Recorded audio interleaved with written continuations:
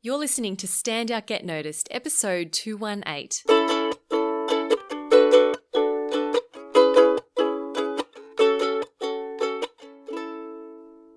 Hi there, Rockstar, and welcome to Stand Out Get Noticed.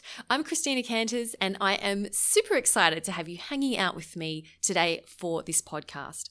Now, this episode's a little bit different to the other ones. If you've been listening along, if you've been following me for a while, you know that I tend to cover topics around communication, public speaking, networking, building confidence, and they're very actionable, how to focused episodes. Now, today's a little bit different. And I'm going to be sharing my story with you. I'll be sharing the story of my business journey. And I was inspired to do this because, yesterday I was listening to a podcast with Carrie Green, who is the founder of the Female Entrepreneurs Association. And I've been following her. I discovered her recently. She's not paying me to say this, by the way. I discovered her recently through her YouTube channel, and I immediately connected with her message. And I immediately signed up to her membership site. And I heard a podcast where she was talking about how she got to that point, so what she was doing before that. And I found it really fascinating. So that's one reason why. Another reason why is you might recall when I spoke with Dr. Kristen Guillory in episode, I think it was 215, she was talking about why your personal story is powerful. And she was explaining how much people resonated with her when she shared her story. So, I want to walk the talk and share that with you today. So it is going to be a little bit different to most of my episodes. I won't necessarily be sharing actionable how-to step-by-step instructions on how to do something, but I do hope, my goal for this episode is for at least to give you some context as to why I'm doing what I'm doing and to share with you, some of the steps that I've taken along the way to get to where I've been, to get to where I am. And maybe if you are thinking of starting your own business or getting outside of your comfort zone, creating something new, doing a new project, whatever it is, I do hope to inspire you somewhat to take that action and make that leap for whatever it may be. Now, before we get into that, I do want to give a shout out to the Project Management Institute Melbourne. They had me speak at their monthly meeting, so it was to about 120 project managers. And it was at the NAB building in Melbourne. And I was talking about how to work well with others. So we talked about how do you effectively engage your stakeholders. And if you were at that event and you are now listening, then I want to say a big welcome to you and thanks so much for tuning in. And I hope that you get a lot more value from the podcast as well, adding on to what you got from the session. Now, I'm also videoing this, which I don't usually do, but I'm creating a video which is going to go on YouTube, and I'll put a snippet of it on LinkedIn as well. So if you want to see the footage of me talking to camera, making my crazy hand movements, then by all means, check out the show notes. I'll put the link there at thecmethod.com/218. All right, let's get into it. And I did take some notes here because I wanted to make sure I didn't, leave anything critical out. So let's start at the beginning where I started my career. Some of you might know already that I started off in architecture. That's what I studied at university. And I started working for a corporate architecture firm, after I graduated. And I was there for a number of years. And I really enjoyed it. I loved it. I loved getting involved. I loved working with people. I loved the challenges that it presented and all the new things I was learning. And I was planning to work my way up and become director of a large firm. That was my goal. And it was interesting though, because with architecture, to get qualified as an architect, you have to sit these stringent exams and you have to study for a long time. And as I was going through that process of learning how to be a practicing architect, I learned that I realized that it wasn't for me. People who are in architecture, they love it. They love being architects. They love design. They love getting in there and watching a built project come to life. But there's also a lot of stress involved and a lot of unknowns and a lot of putting out fires and dealing with issues that arise, as tends to happen in a construction project. And I realized that was not what I wanted for my life. And that was one thing that got me thinking, okay, maybe I don't want to do architecture. So I started to think of, okay, what could I do that's different? Around the same time, I was reading a book called The 4-Hour Workweek by Tim Ferriss. Now, that book changed my life. I remember picking it up. My friend recommended it to me. I remember picking it up, and on the back cover it said, leave your job, work anywhere, leave the 9 to 5, do what you love, that sort of thing. And I was like, I don't need this book. I love my job. Why would I read this? But because it was recommended, I thought I'll give it a go. One chapter in, I was like, I hate my job. I don't want to do this anymore. I'm out. I leave. I want to leave. And so that book did have a profound impact on me. And part of it was realizing that in the work environment where I was in, I felt like it didn't matter how hard I worked or how little I worked, I would still get paid the same, right? Because I tried really hard and that was great fun. But then I started to slack off as I lost enthusiasm, and no one said anything. And I was like, well, I don't want to be doing something where I want to feel like I'm doing a really good job, and that I want to work really hard and get rewarded for that. I also got really frustrated with being told when I could take a holiday.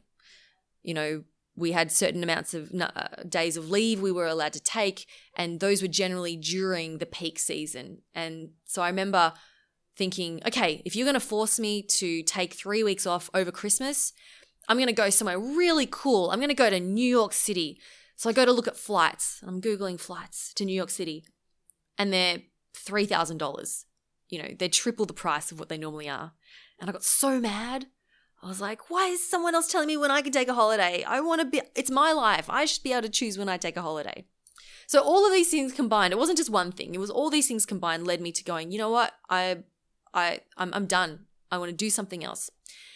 Now, having read the 4-Hour Work Week, I didn't know what I wanted to do. No idea. My idea was, I remember very clearly, I was trying to think of ideas. And then one day I was cycling to work, and an idea popped into my head. Why don't you help architecture students and graduates to develop strong public speaking and presentation skills? Now, this was something that I'd gone through myself in architecture school. I'd learned how to develop public speaking skills, and I had applied them in the workplace with much success. And I thought, you know what? What if I was to help architecture and design students at this, like when they're at school, so that they already have those skills by the time they get to the workplace. They're going to be much more effective. I thought, it's genius. So I thought, I'm going to write an ebook, right? I'm going to write an ebook. This is my idea. I'm going to write an ebook that's about developing communication and speaking skills for students. And I'm going to sell that ebook and make millions of dollars, right? Genius. And then with that $1 million, I'm going to go lie on a beach in Thailand and then figure out what I want to do with the rest of my life. That was my plan. So I got very excited about this plan, and I started to, think of ideas. What do I call my website? How do I do this? And then I remember getting into podcasts because I was Googling, how to create a website, or how do you create an ebook? How do you sell stuff online? And I came across Pat Flynn. I came across Cliff Ravenscraft, who both did podcasts. And I thought, hey, these podcasts are pretty cool. And I thought to myself, you know what? What if instead of doing an ebook, what if I created a podcast for design students? Because students tend to, especially architecture students, tend to spend their time listening to music as they're making their models or whatever, rather than reading. So that was my idea. Now, Cliff Ravenscraft was running a course at the time called Podcasting A to Z, and it was $2,000 American, and it was a 4-week online course, and it was the most I'd ever spent on myself. And I was afraid of making this investment, but I thought, you know what, I really want this. And I signed up for the course, and it was one of the best decisions I'd ever made because I was able to connect with other newbie podcasters, and I learned not just the technical side of it, but I also formed a great network and friendships with people who did the course as well, many of whom I'm still connected with today. And so I launched my podcast in November 2013 for design students. Now, at this stage, I had no intention of being a speaker. I had no intention of being a coach. But what I did was I told people about my idea, and I said, hey, people said, oh, what do you do? And I said, oh, well, I've launched this podcast. It's for design students. This is what it's all about. And I remember one woman saying to me, universities will pay you for this stuff. They will pay you to speak to their students. I said, oh, I had no idea. That had never occurred to me. So with that spark of idea, I approached one of my old lecturers and I said, hey, can I interview you on the podcast? That's a great way to get your foot in the door, podcasting. And he said, sure. So I interviewed him. And then afterwards he said, you know what, Christina, this would be really helpful for my students. Would you mind coming in and doing a guest lecture? I said, sure. So that led to my very first speaking engagement. And I was paid as well, which was a bonus. And I couldn't believe it. I was like, what? You're going to pay me to talk to your students about this stuff?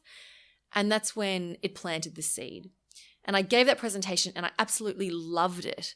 And I thought, you know what? This could be a thing. Maybe this is a thing that I could develop. So fast forward, February 2014, I quit my job.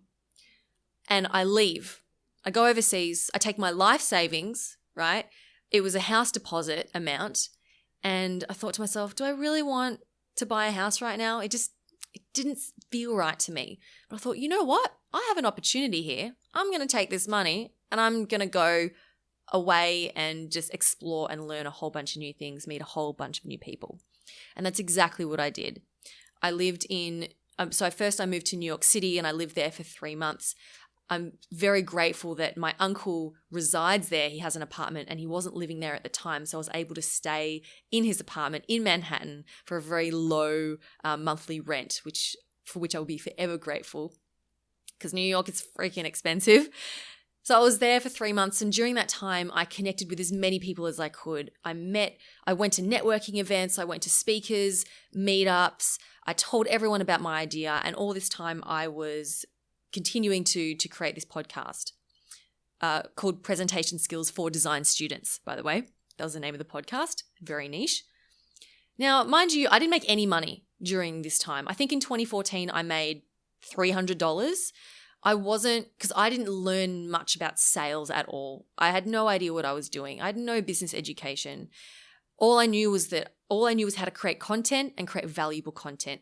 So I was just putting out all this free content, and I did free talks around the place. I got to speak at the New York Institute of Technology. I got to speak at Pratt Institute, which was super cool. But I didn't have the confidence to sell my products yet. In fact, I didn't even have a product. I did have a few people reach out to me for coaching, and I think I charged them like $100 for an hour or 90 minutes or something like that. But that only happened a few times during that year.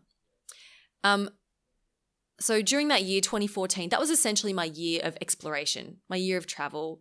And I've heard people say, or business experts say, that first year or that first year is all you tend to explore. You don't really know what you're doing, and you're putting feelers out. And I found myself responding to it's so interesting. When you start putting stuff out there, you get different responses back from different people.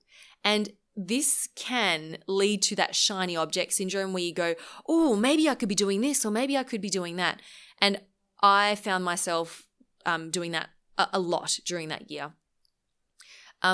Something that I started to do was to get people's attention to be guests on my podcast. I started making them videos, and not just any video. I would make a customized, funny, fast-paced, in-your-face video.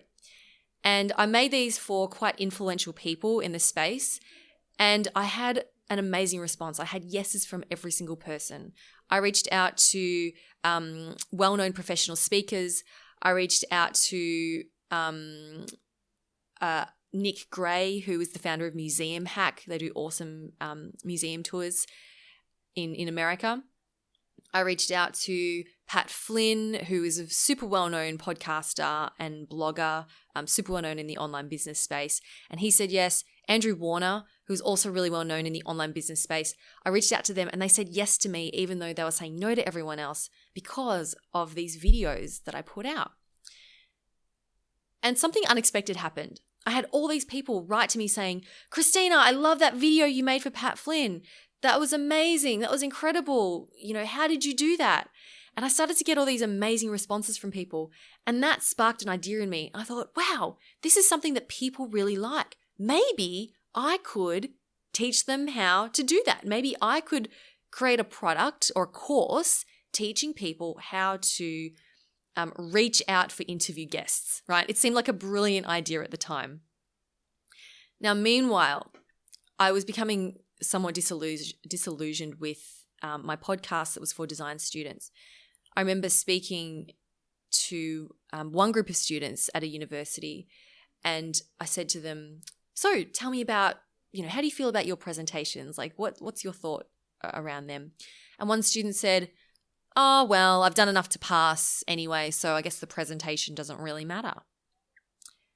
And that was a real light bulb moment for me, because I thought, hang on a second, you don't actually care about developing presentation skills because you're not graded on them. And that's where I learned something really, really important when it comes to business. And that is, when you pick your target customer, your target market, they must be A, willing to pay for your product or service, and B, able to pay for your product or service. And what I discovered was that students were neither. They did not want my product and they did not want to spend money on my product, or they didn't have money to spend on my product. They'd rather spend it on beer or whatever. So I realized I had to make a shift. And at the same time, I was thinking, oh, maybe I could do this podcasting stuff for podcasters. So I wrapped up the presentation skills for design students podcast. I'd done that for 9 months, 39 or 40 episodes I got to, and I decided I would stop and take a break from it and pivot and do something different.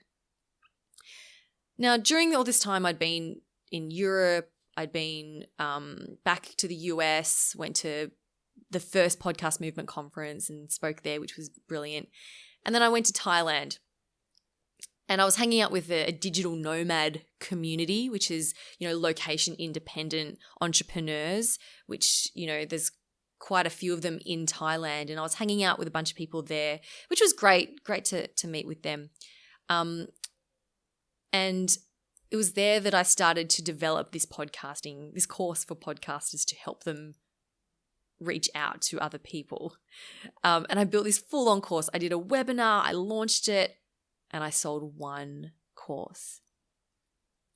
Now, that was another mistake that I made when I realizing that the course that I'd made was so much work for people, and people are already time poor. Creating a podcast is already a lot of work. No one's going to sign up for an entire full-blown course that teaches them how to do one tiny aspect of that. It just is not sustainable from a time standpoint. So I realized, okay, maybe that's not the best idea either. Anyway, December 2014, I come home at the end of the year and I am broke. I have no money. I'm living with my parents. I'm feeling really down. I want to go back to the US. In fact, I applied for a job at AppSumo and almost get the job, but they want someone in the US, so that didn't happen. And I didn't know what to do. And I felt really lost, and I had no structure in my life. And then I realized, and I remember thinking, none of my friends understand me. No one gets me here. Like, everyone was asking me, oh, Christina, so you're back. You're going to go back to architecture? And I was like, no, I'm not going to go back to architecture. And then I realized, Christina, why don't you just do what you've done in every other city around the world and go and make new friends? So that's what I did. So I started going to more networking events. And then I remember at one point someone suggested to me, have you done the NICE program, which is a government incentive to help new businesses get off the ground. You do a small business management course, a short course, 12-week course, and the government sponsors you for that, as long as you can show that you're a low-income earner. I'm not sure if they still run this scheme. I know they definitely don't in the city at RMIT where I did it. It might be in more regional areas. But look, it gave me structure and it helped round out my business education. I learned about business finance. I learned how to read a profit and loss statement. I learned about business insurance and all that other boring stuff that I didn't want to learn about, but they made us. And I'm so glad that I did that because it gave me a well-rounded education around business. So then I officially launched the C Method in 2015, May 2015. And the new podcast, and this podcast, Stand Out, Get Noticed, was launched earlier than that. It was March 2015. And so I pivoted and to what I'm doing now. But even back then, I remember reading my business plan from back then, and I was saying stuff like, I'm going to write LinkedIn profiles for people, and I'm going to write about pages for people. Because what was happening was anytime someone came to me to ask me, hey, could you do this? Can I pay you to do this? Every time someone offered me money, I said yes. And I immediately assumed that would be a new service offering. So one person said to me, could you write my LinkedIn profile? I said yes. And then that became a new service offering. I do LinkedIn profiles. Someone else said, can you help me make an about video? I said yes. And now, ta-da, I make about videos. Someone asked me if I could do their website for them. I said yes. And now I do branding and marketing strategy and websites. Bad idea. But when you're at the start of your business, you take these opportunities that come to you. You don't actually know where you're going to go or what specifically is going to work best for you, but you just take every opportunity. And then eventually you start to whittle out what are those things that you like and what are the things that you don't like doing. Turns out I suck at doing websites. Not going to do that anymore. Same with LinkedIn profiles. So since then, I've been gradually growing my business, getting more specific about who I help and getting more specific about, the service offerings that I have. Now, I was quite happily growing that business until 2017, and it was the winter of 2017. I remember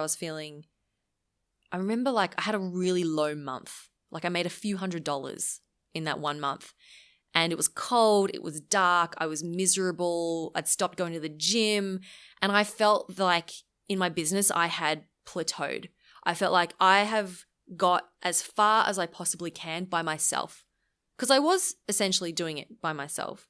I had friends who also ran businesses, but I just wanted someone who was invested in me and who really wanted me to succeed and could help me along the way. And that's when I reached out to my business coach, Farnoosh Brock. Now, we had a conversation and we'd met a number of years earlier, and I always knew if I was going to work with any business coach, it's going to be Farnoosh. So I reached out to her, we had a conversation, decided it was a good fit, and I hired her. Now, hiring her was probably it is, I can say without a doubt, it was the most money I've ever spent on anything in my entire life. But it was 100% worth it. And it was a scary investment to make in myself, but I knew that I needed this push to get there. And within a few months of working with Farnoosh, I had my first $10,000 client. So to go from making $800 in a month to having one client pay you $10,000, that's a big jump. And from there, I've just been continuing to grow with the business. Now, something that happened that is worth mentioning, I suppose, is that I started dating my now husband, Aaron Heath, and during that time we were together, people started to ask me about how I grew my podcast, Stand Out, Get Noticed. Stand Out, Get Noticed it grew slowly, but in the first year it had 20,000 downloads. Year 2, it had 80,000. Year 3, it had like 250,000. And it is now at 1.3 million downloads. So what was happening was people were coming to me and saying, hey, how did you do that? Could you teach me how to create a podcast? And I remember thinking, yeah, look, I could, but I don't have the energy to set up a whole other business teaching podcasting. And Aaron said to me, you know what? I'm in sales. I'm in business development. What if we teamed up and you were the podcast, the experienced podcast guru, and I work in business development and I help with prospecting and growing the business. And I said, sure, why not? Let's do that. It's, to register a business is like $30. To set up a website costs like, I don't know, we bought a theme for $60 and set up the website ourselves.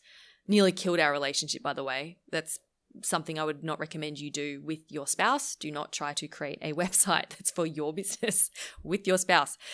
But we did that and we thought, if no one buys, if no one's interested, then that's fine. We haven't lost that much. And I got to say, at the start, it was a difficult sell with the podcast business, especially here in Australia. That was back in 2017, and podcasts were still not super popular. They were just building up.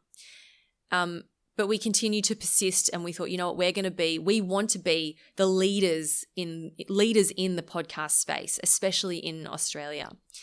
And so we stuck with it, and we continued to grow that business. And slowly, we picked up traction. And now it's almost overtaken the C Method in terms of the number of clients and the amount of revenue that we're generating. So it's been a phenomenal journey up until this point. And I could have never have imagined that I would be running 2 businesses at this point. I never set out to run multiple businesses. I just wanted to do what I loved. And, what I love the most about in the work that I do, being able to work with people and help them to learn something new and get out of their comfort zone and achieve something that's meaningful to them is, that's the most rewarding part of the work that I do. And I get to do that in both the podcast, in Podcast Services Australia and with the C Method as well. So that's my story. I'm just checking my notes here. Do I need to share anything else? I don't really know. I guess maybe later down the track I'll share with you some of those lessons, but go more in depth into the lessons. But today I wanted to share that journey. And it's always, we tend to want to achieve things now. When we start something, we want to start seeing results straight away. But what I've learned is that it does take time, and you're never going to know what that thing is right at the start. So many of my passions and achievements and projects and ideas stemmed from me simply talking about it and then hearing ideas from other people. So I'm a big believer in, sharing your ideas. Put it out there, share them with people, and see what comes back to you. And from there, you can start to build, iterate, and pivot. And I have no idea what could happen in the future, but I know that as long as I am, I listen to my intuition and I do what feels good for me, and as long as I'm impacting the people that I want to impact, then I consider that a huge success at life. So I want to say a big thank you for listening, and for those of you watching, thanks for watching, and I'll talk to you next week. Cheers.